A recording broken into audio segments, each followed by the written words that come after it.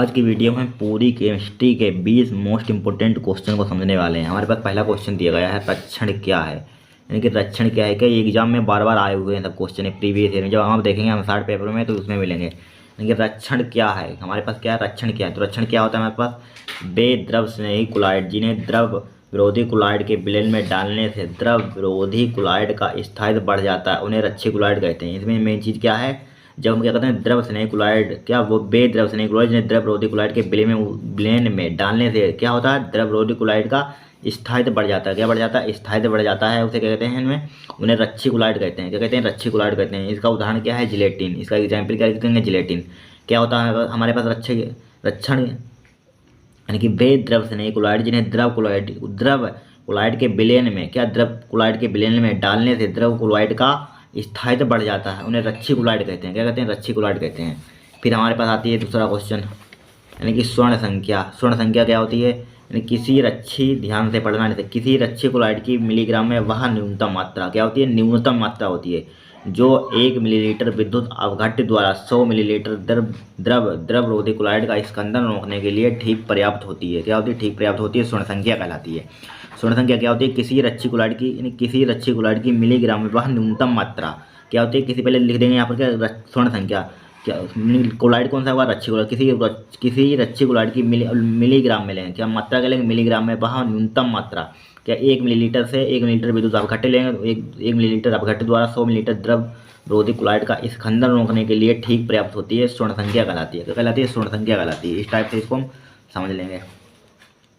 फिर हमारे पास है ठोस कठोर क्यों होते हैं, ठोस कठोर, क्योंकि ठोसों के अभिविकर्ण जैसे अणु परमाणु या आयन के बीच प्रबल आकर्षण बल या अंतराणविक बल, यानी कि अंतराणविक बल होता है, इसलिए ठोसों के अभिविकर्ण स्थिर रहते हैं। क्या रहते हैं, स्थिर रहते हैं, हट को कहीं नहीं जाते हैं, नहीं जिनका तुम वहीं रुके रहते हैं, स्थिर रहते हैं और स्वतंत्र गति नहीं कर पाते हैं, इसलिए ठोस कठोर होते हैं। क्या होते हैं, ठोस कठोर होते हैं। ठोस कठोर क्यों होते हैं, कारण क्या है, क्योंकि यहाँ पर सबसे बड़ा कारण क्या है, ठोसों के अभिकर्ण जैसे अणु परमाणु क्या आयन के बीच प्रबल आकर्षण बल अंतराणविक बल होता है, इसलिए ठोसों के अभिकर्ण स्थिर रहते हैं। क्या रहते हैं, स्थिर रहते हैं और स्वतंत्र गति नहीं कर पाते हैं, इसलिए ठोस क्या होते हैं, कठोर होते हैं। क्या होते हैं, कठोर। फिर हमारे पास चौथा क्वेश्चन है, क्या है, रिक्तिका को परिभाषित करो। क्या रिक्तिका क्या होती है, किसी क्रिस्टल के अंतर्गत धातु परमाणुओं अथवा आयनों के मध्य उपस्थित रिक्त स्थान को रिक्तिका कहते हैं। क्या होती है, किसी क्रिस्टल के अंतर्गत, लिखेंगे पहले किसी क्रिस्टल के अंतर्गत धातु परमाणु अथवा आयनों के मध्य, किसी धातु परमाणु या आयनों के मध्य उपस्थित क्या रिक्त, जो रिक्त स्थान होता है खाली, उसे क्या कहते हैं, रिक्तिका कहते हैं। क्या कहते हैं, रिक्तिका कहते हैं। फिर हमारे पास है मोलर चालकता को परिभाषित कीजिए। तो मोलर चालकता क्या होती है, हमारे पास 1 सेंटीमीटर दूरी पर स्थित 2 समांतर इलेक्ट्रोड जिनके बीच एक मूल विद्युत अवघट्ट घुला हो, क्या घुला हो, तो इस विलयन की चालकता को ही मोलर चालकता कहते हैं। इसे लैम्डा एम से प्रदर्शित करते हैं। मोलर चालकता हमारे पास क्या होती है, 1 सेंटीमीटर दूरी पर स्थित, क्या होते हैं, 1 सेंटीमीटर दूरी पर स्थित 2 समांतर इलेक्ट्रोड, 1 सेंटीमीटर दूरी पर स्थित लेंगे, 2 समांतर इलेक्ट्रोड लेंगे, क्या 2 समांतर इलेक्ट्रोड के बीच एक मोल विद्युत अवघट्ट का घुला, यानी कि विद्युत अवघट्ट कितना घुला, 1 मोल हो, तो इस विलयन की चालकता को ही क्या कहते हैं, मोलर चालकता कहते हैं। इसे लैम्डा एम से प्रदर्शित करते हैं। किससे, लैम्डा एम से प्रदर्शित करते हैं।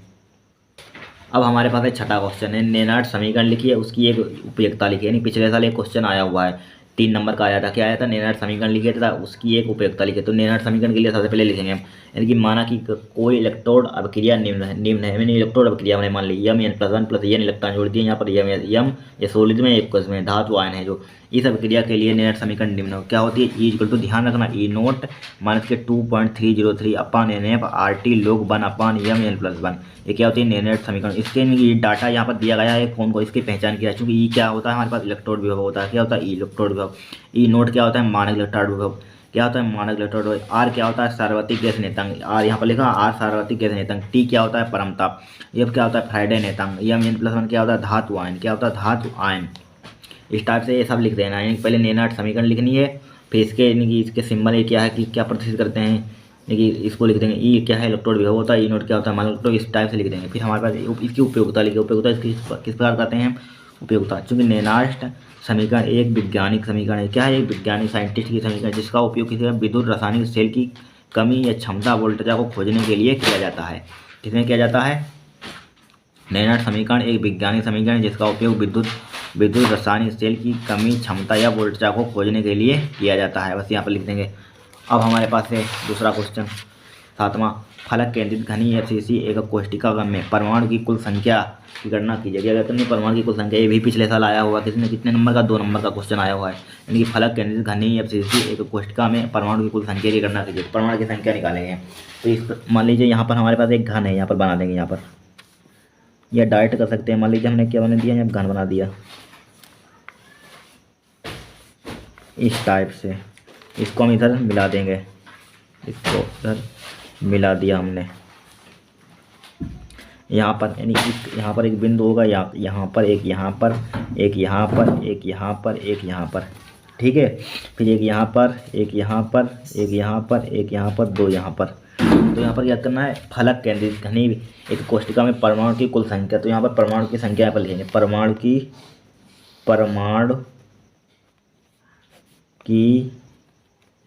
कुल संख्या, परमाणु की कुल संख्या क्या निकालेंगे, यहाँ पर ले लेंगे पहले यहाँ पर कोने पर, यानी कि क्या कोने के परमाणु 1 2 3 4 5 6 7 कितने हैं यहाँ पर, 1 2 3 4 5 6 7 8 है कोने। तो 8, और इसमें योगदान कितना रहता है कोने पर, 1/8 का रहता है। फिर प्लस, फिर यहाँ पर क्या ले लेंगे, यानी फलक पर हमारे पास कितने, 1 2 3 4 5 6 कितने, 6। इसमें योगदान कितना होता है, 1/2 का, कितना होता है, 1/2 का। ध्यान रखना, फलक पर होता है योगदान 1/8 का, अपने इस पर कोने पर होता है योगदान 1/8 का, और फलक पर होता है 1/2 का। तो इसको 2 से उड़ा देंगे, यानी 8 से 8 कट जाएगा, यहाँ पर 2 से कट 2 2 3 6 हो जाएगा यहाँ पर। तो यहाँ पर कितना 1 बचेगा, यहाँ पर प्लस के 3 बचेगा, यानी यह बराबर कितना आ जाएगा 4। यानी कि FCC में परमाणु की संख्या कितनी होती है हमारे पास, 4 होती है। क्या वो हमारा आंसर होगा। इस टाइप से बस 2 नंबर मिल जाते, इतना करना था। अब देखेंगे 8वां क्वेश्चन, तात्कालिक अभिक्रिया को उदाहरण सहित परिभाषित करो। तो क्या होती है हमारे पास, वे अभिक्रिया जिनका वेग इतना अधिक हो, यानी कि क्या जैसे मापा ना, जैसे वेग अधिक हो तो उसे माप सकते हैं, नहीं माप सकते हैं। वे अभिक्रिया जिनका वेग इतना अधिक होता है जिसे मापा ना जा सके, तात्कालिक अभिक्रिया कहलाती है। इसके लिए एग्जाम्पल लिख देंगे हम, NaCl का लिख देंगे, AgNO3। तो AgNA निकल जाएगा इधर, AgCl इधर निकल जाएगा। तो हमारे पास क्या बन जाएगा, यहाँ पर बन गया यहाँ पर प्रोडक्ट। तो यहाँ पर यहाँ पर तात्कालिक अभिक्रिया, इसको ये लिखना है, वह अभिक्रिया जैसे इसका वेग इतना अधिक होता है जैसे मापा ना जा सके, तात्कालिक अभिक्रिया कहलाती है। बस इसका उदाहरण लिख देंगे, आपको काम हो जाएगा यहाँ पर। फिर हमारे पास अभिक्रिया के वेग को परिभाषित करो। क्या वेग को, वेग क्या होता है हमारे पास, किसी अभिक्रिया के अभिकारक या उत्पाद की सांद्रता में परिवर्तन, या अभिक्रिया के उत्पाद अभिक्रिया में जो परिवर्तन होगा, क्या परिवर्तन की समय या फिर किसी अभिक्रिया के अभिकारक या उत्पाद की सांद्रता में परिवर्तन के समय की दर को, परिवर्तन की समय की दर को अभिक्रिया का वेग कहते हैं। क्या होता है, और परिवर्तन की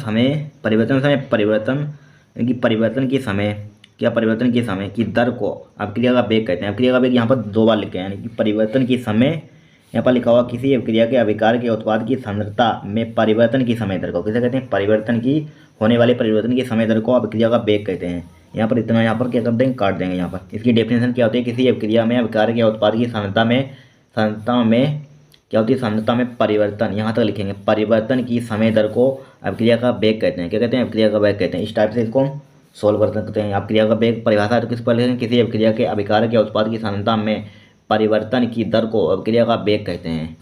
अब हमारे पास है 10वां क्वेश्चन, अभिक्रिया की आणविकता कैसे कहते हैं। आणविकता हमारे पास क्या होती है, किसी अभिक्रिया में भाग लेने वाले अणुओं की संख्या को ही अभिक्रिया की आणविकता कहते हैं।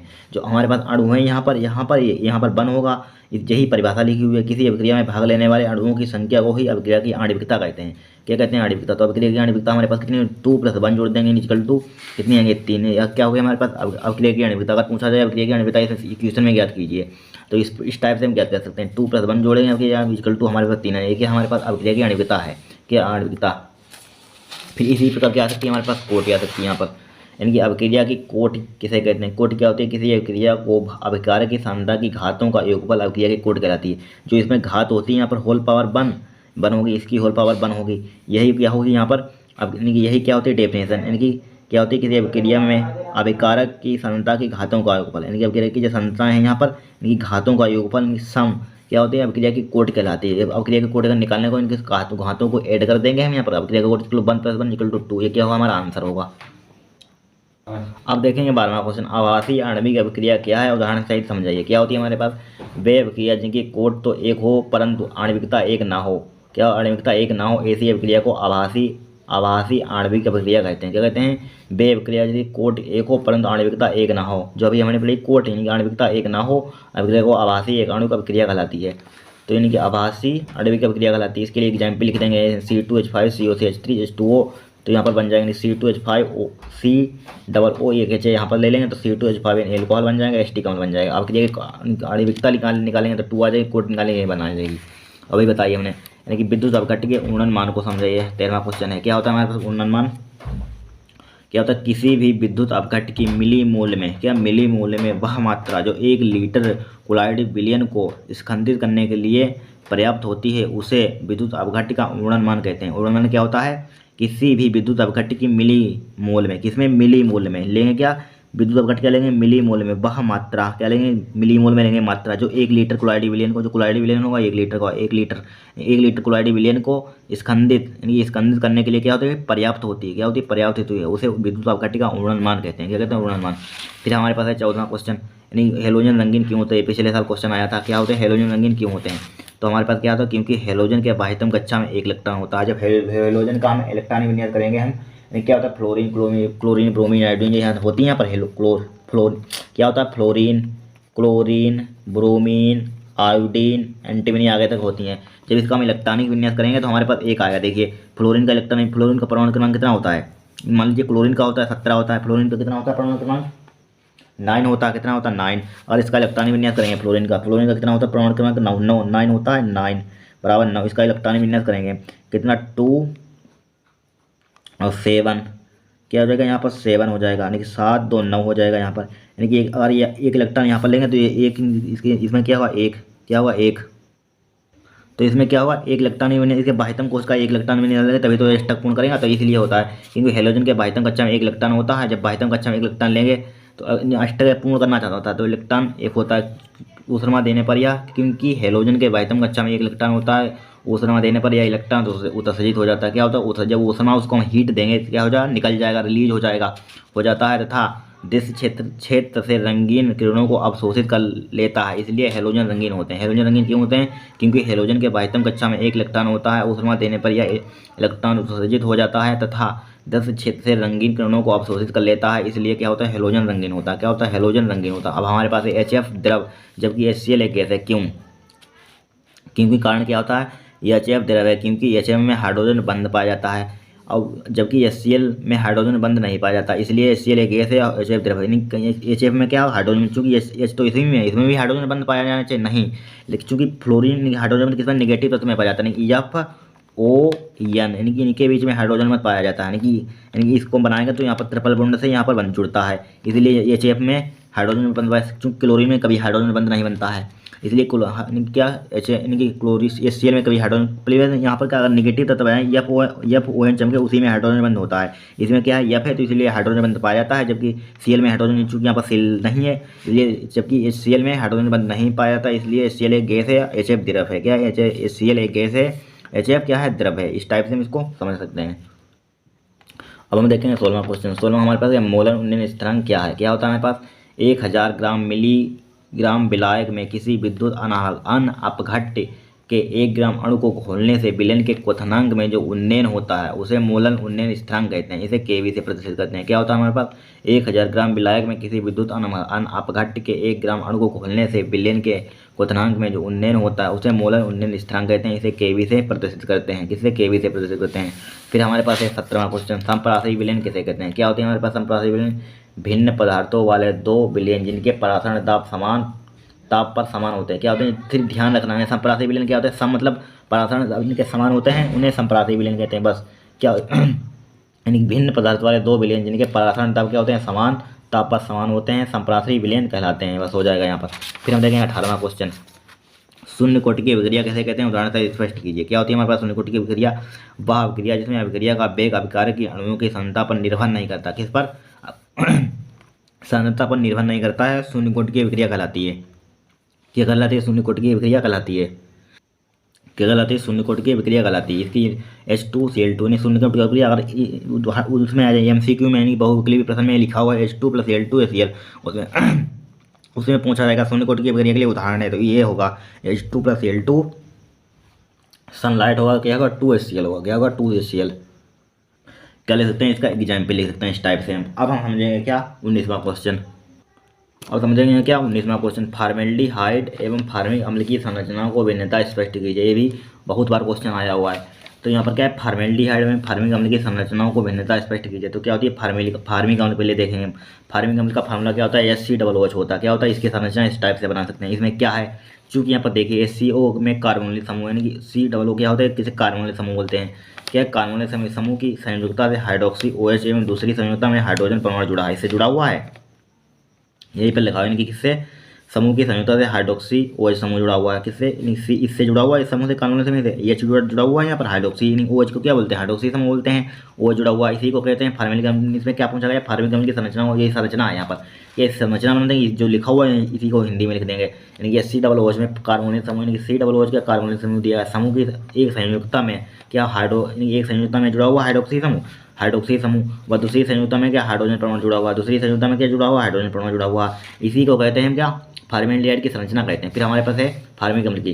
फिर हमारे फॉर्मेल्डिहाइड का फार्मूला क्या होता है, हमारे पास HCHO होता है, फार्मूला होता है यहाँ पर फॉर्मेल्डिहाइड का। तो यहाँ पर इसी टाइप की इसकी संरचना नहीं, HCOOH बन जाएगा। फिर इसी तरह फॉर्मेल्डिहाइड में कार्बोनिल समूह है कि दोनों संयुक्ताओं से क्या, दोनों संयुक्ताओं के साथ हाइड्रोजन जुड़ा हुआ है, हाइड्रोक्सी नहीं है, इसी प्रकार की लिख देंगे यहाँ पर।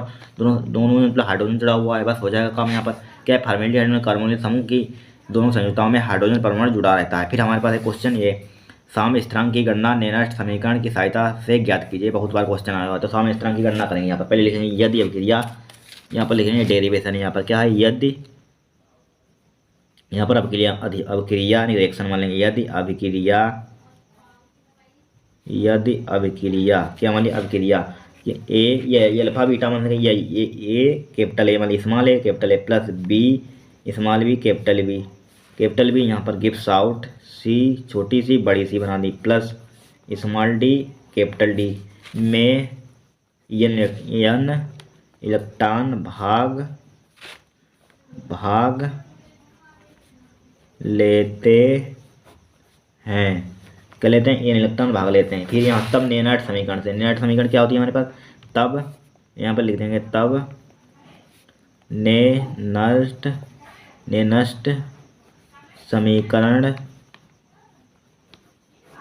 समीकरण से क्या होती है, E cell equal to E note.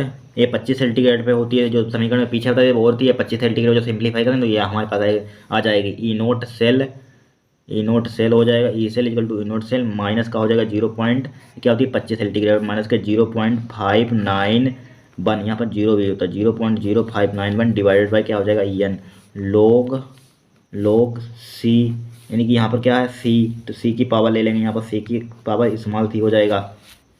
यानी कि साम्य अवस्था में क्लास 11th में साम्य अवस्था में पढ़ा हुआ क्या होती है, जो घात होती है ऊपर आ जाती है। सी की पावर सी, कैपिटल डी की पावर यहाँ पर आ जाएगा स्मॉल डी डिवाइडेड बाई, फिर यहाँ पर ए की पावर ए हो जाएगा। यहाँ पर घात है ऊपर पहुँच जाएगी। यहाँ पर पहले ए वाली लिखते हैं ऊपर, फिर ए वाली नीचे आ जाती है।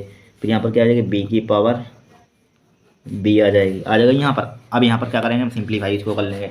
क्या सिंपली यहाँ पर लिखेंगे साम्य स्थिति में। साम्य स्थिति में क्या होता है, साम्य यानी कि साम्य स्थिति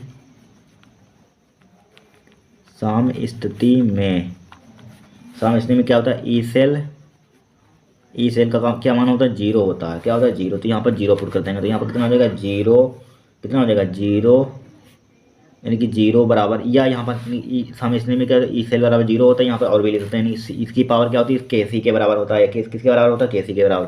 यानी कि सी क्या हो जाएगा, सी की पावर सी कैपिटल सी है यहाँ पर, सी कैपिटल डी की पावर डी डिवाइडेड बाई यहाँ पर, यानी क्या हो रही है, इसके बराबर क्या है आगे यहाँ पर इसको मान लिया, यानी कि इसके बराबर जीरो मान लिया, इसके बराबर क्या मान लेंगे, के सी मान लेंगे। यानी ए की पावर ए बी की पावर बी इक्वल टू क्या मान लेंगे, के सी, यानी कि साम्य स्थिरांक नेतांक के सी मान लिया यहाँ पर। तो इसका मान यहाँ पर जीरो रख सकते हैं। कितना हो जाएगा, जीरो बराबर ई नोट सेल इनोट सेल माइनस का 0.0591 डिवाइडेड बाई एन, यहाँ पर क्या लिख सकते हैं लॉग, इसकी जगह पर पूरे जगह पर क्या लिखते हैं के सी, क्या हो जाएगा के सी, सही है।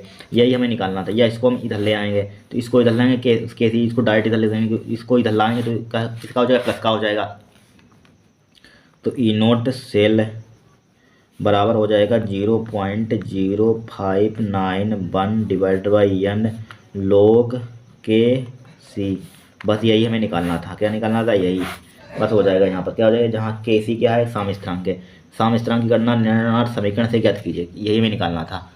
यानी कि साम स्थिरांक की गणना यही क्या है यही के सी का साम स्थिरांक है, जहाँ के सी क्या है, जहाँ के सी साम स्थिरांक है, साम क्या है साम स्थिरांक है, साम स्थिरांक है। बस इस टाइप से हम इसको क्या कर सकते हैं, सिंप्लीफाई कर सकते हैं। बस ये कितना नंबर का आएगा, दो नंबर का या 3 नंबर का ये क्वेश्चन आएगा।